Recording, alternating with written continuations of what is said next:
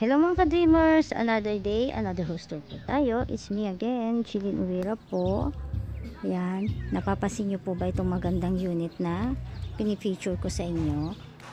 Alam nyo po ba na 3.4 lang ang price niyan?